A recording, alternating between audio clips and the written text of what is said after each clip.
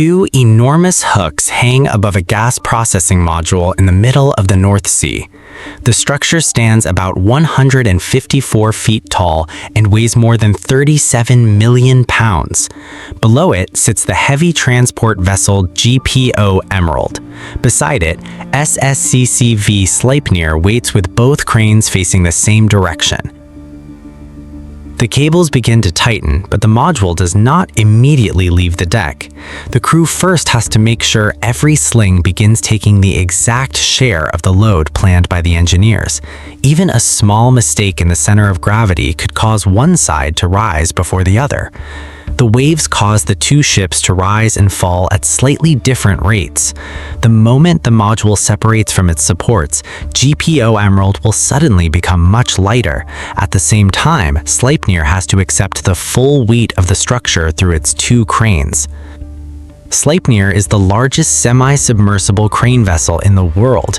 It is about 722 feet long and 335 feet wide. Each crane can lift 10,000 metric tons. When the two fully revolving cranes work together, their combined capacity reaches 20,000 metric tons, or about 44 million pounds. The vessel was ordered in 2015, built in Singapore, and delivered to Heerema in 2019. Sleipnir was designed to handle enormous offshore topsides, jackets, and modules that once had to be divided into several smaller sections. Building one large module on land reduces the amount of work that has to be completed offshore. Pipes, cables, and internal systems can be installed and tested before the structure ever leaves the yard. The completed module is then carried offshore on a transport vessel and placed onto its foundation in a single operation. Before the hooks begin moving, engineers need to know the structure's actual weight and the exact location of its center of gravity. That information is used to select the lifting points and design the rigging arrangement that will keep the module balanced while it hangs in the air. The Tyra lift took years to prepare.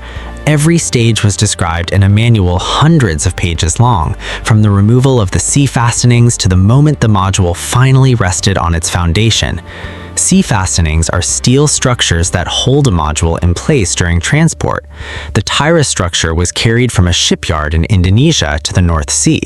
Those restraints could only be removed after 𝗤𝗂𝗲𝗃𝗀𝗃𝗀𝗃 reached the site, and the weather forecast showed a long enough window to complete the lift.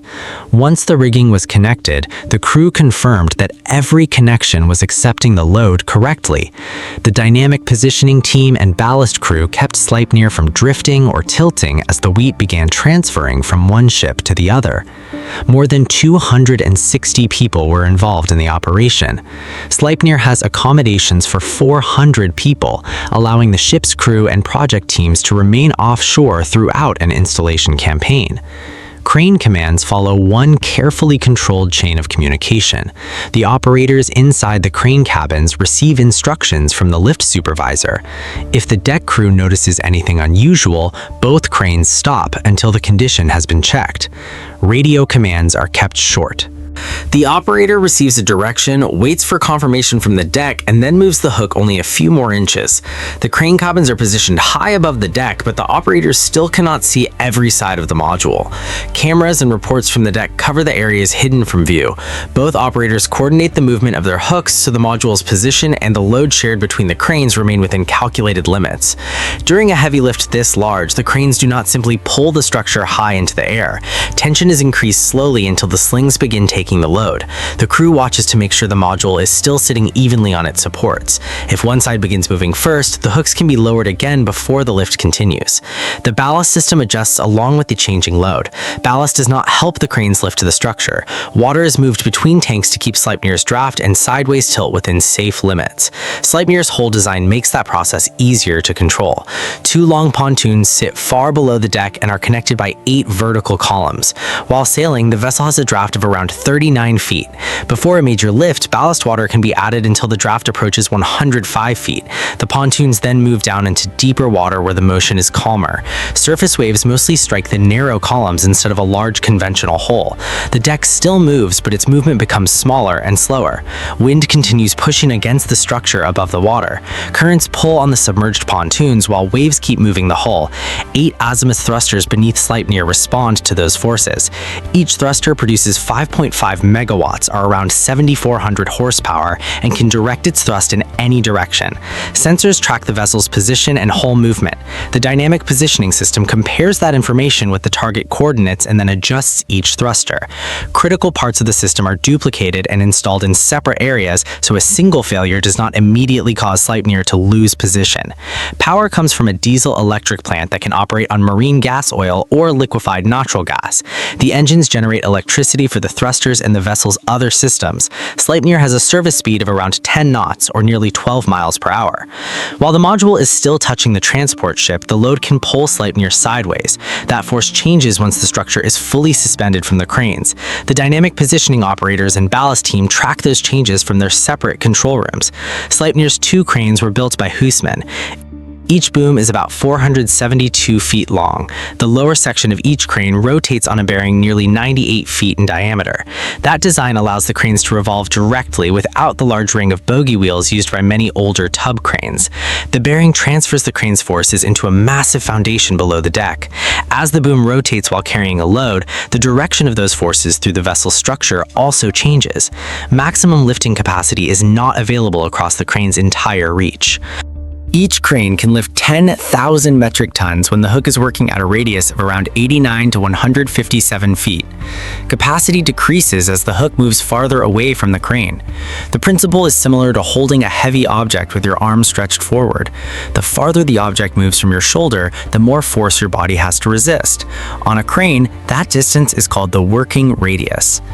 During a tandem lift, both cranes have to move as one system. The hooks are coordinated to keep the module stable and prevent too much of the load from shifting onto one crane. Even a small movement matters on a structure as large as the Tyra module. If one hook rises slightly too far, the module can begin tilting and change the tension throughout the rigging. The operators correct it before the tilt becomes harder to control. The crane systems show how much weight each hook is carrying. The operators constantly monitor the load distribution before moving the module any further. The main hoists carry large topsides and platform jackets. A separate deep water lowering system allows the cranes to lower smaller loads thousands of feet below the surface. Sleipnir's deck provides around 129,000 square feet of space for project equipment and rigging preparation. The same rigging is not simply reused for every job. Slings, shackles, and spreader beams are selected to match the shape of the structure and the position of its lifting points. A new topside and an old offshore platform may require completely different arrangements even when their total weights are almost the same. In 2025, Sleipnir installed the 𝗖𝗂𝗃𝗲𝗃 topside in the North Sea. The structure weighed around 10,300 metric tons, or nearly 23 million pounds. A drone gave the superintendent and crane operators a live view from above during the lift. That angle helped the team track the module's position as it approached the foundation. The operators still watched the vessel's movement and waited for reports from the deck before changing the direction of the hooks. Sleipnir can also remove large sections of aging offshore platforms during decommissioning. The less cutting that has to be done offshore, the more work can be transferred to a controlled facility on land. The actual weight and center of gravity of an old structure still have to be checked because its internal condition may have changed after decades of operation. Before Sleipnir entered service, 𝗖𝗋𝗃 represented the upper limit of offshore heavy lifting. In 2000, the vessel lifted the 11,883 metric ton shearwater topside in the North Sea. That record stood for years until Sleipnir increased offshore tandem lifting capacity to 20,000 metric tons. 𝗖𝗋𝗃 is still operating with a tandem capacity of 14,200 metric tons and also uses a semi-submersible hull. Saipem 7000 comes from roughly the same generation. The vessel is about 650 feet long and carries 2 cranes near its bow with a combined lifting capacity of 14,000 metric tons. Along with heavy lift work, Saipem 7000 has a J-lay tower used to install pipelines in deep water. During heavy lift operations, the vessel's draft can approach 90 feet. 4 ballast pumps can move nearly 6.3 million gallons of water every hour. Rapid ballast tanks allow the vessel to make faster ballast adjustments during a lift. A 70-megawatt power plant producing around 94,000 horsepower supplies electricity to the ship's systems. In dynamic positioning mode, 12 thrusters can hold Saipem 7000 in place without using anchor lines. The vessel has been working since the late 1980s and has received repeated upgrades. In 2019, Saipem 7000 lifted an 11,100 metric ton module in the Gulf of Mexico.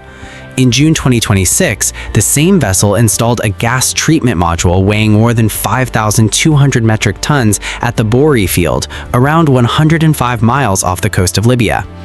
In April 2022, Saipem 7000 was undergoing its 5-year load test near Stavanger, Norway. The first crane was lifting a test load made up of 2 cargo barges. According to Saipem's initial assessment, the main block wire rope snapped while the load was being raised. Both barges and the main block fell into the water. The sudden loss of the load caused the vessel to list briefly before returning to a stable position. The enormous force that had been pulling down on the crane disappeared within seconds. No one was injured. Later inspections confirmed that the hull remained intact, while the main structural damage was found on the first crane. Saipem 7000 returned to work using its second crane at the end of May 2022 and continued working on the Sea Green project off Scotland. Repairs to the first crane continued so the vessel could eventually return to its full lifting capacity. Zhenhua 30 uses a monohull nearly 977 feet long with one enormous boom at the stern. Its crane can lift 12,000 metric tons when used in a fixed position. The load chart drops to 7,000 metric tons when the crane operates in fully revolving mode. A DP2 system helps the vessel hold position during operations. Zhenhua 30 handled the final joint for the Hong Kong-Zhuhai-Macau Bridge's Immersed tunnel. The joint weighed around 6,000 metric tons and had to be lowered into the final opening between 2 tunnel sections. The final joint had to be positioned with millimeter-level accuracy so the tunnel connection could be sealed correctly. The vessel continuously corrected its position as the structure descended towards the seabed. The immersed tunnel method is now being used on a much larger scale for the Fehmarnbelt tunnel between Denmark and Germany. The tunnel will be around 11 miles long, made from 89 concrete elements, and will become the longest immersed tunnel in the world. In May 2026, 5 tugboats moved the first element out of the work harbor at Rødbyhavn. 2 pontoons from the 𝗖𝗍𝗃 system supported both ends of the 712-foot-long structure, which weighed more than 162 million pounds. The element's position was continuously controlled as it traveled toward the trench and as the lowering process began.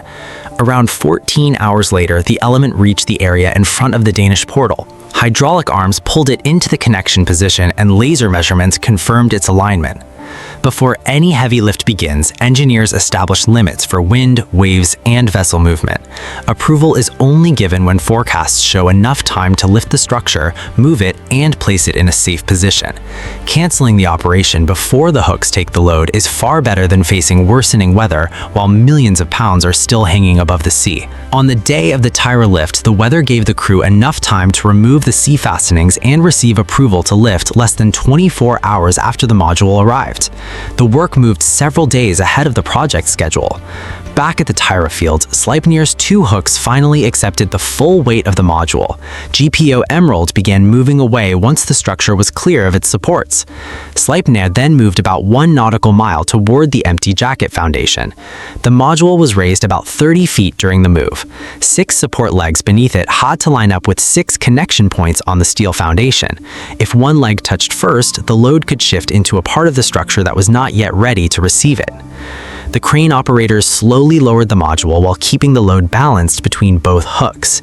The crew monitored the clearance on every side until all 6 legs were positioned directly above their connection points. The final movement was extremely slow. As the legs began entering the foundation, the operators kept the module level until its full weight transferred from the hooks onto the jacket. 6 hours after the lift began, the structure, weighing more than 37 million pounds, rested precisely on the jacket in the middle of the North Sea.